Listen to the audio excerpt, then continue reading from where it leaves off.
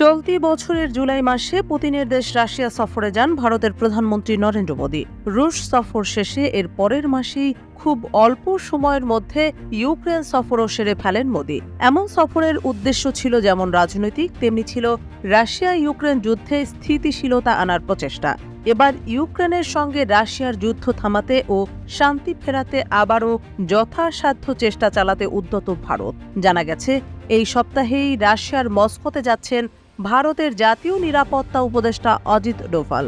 বিকাশমান অর্থনীতির জোট ব্রিক্সের নিরাপত্তা বিষয়ক সম্মেলনে যোগ দিতে যাচ্ছেন তিনি। কিন্তু সম্মেলনে আলোচনার শীর্ষে থাকবে ইউক্রেন যুদ্ধ।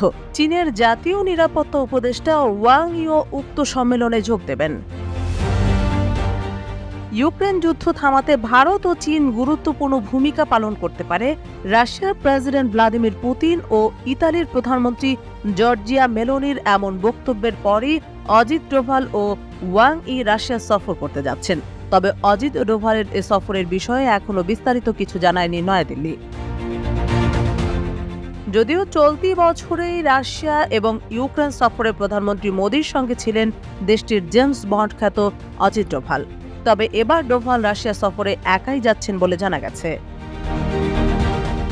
গত 9 জুলাই পুতিনের সঙ্গে সাক্ষাতের সময় মোদী বলেছিলেন, যুদ্ধক্ষেত্র থেকে শান্তি আসবে না। ভারতের এক জ্যেষ্ঠ কর্মকর্তা বলেন, ভারত ও পুরো বিশ্ব চায় ইউক্রেন যুদ্ধ বন্ধ হোক। তারই পরিপ্রেক্ষিতে সব পক্ষের সঙ্গে কথা বলেছেন প্রধানমন্ত্রী মোদী। রাশিয়া ও ইউক্রেনের মধ্যে মধ্যস্থতাকারী হিসেবে কাজ করার কোনো ইচ্ছে নেই তার।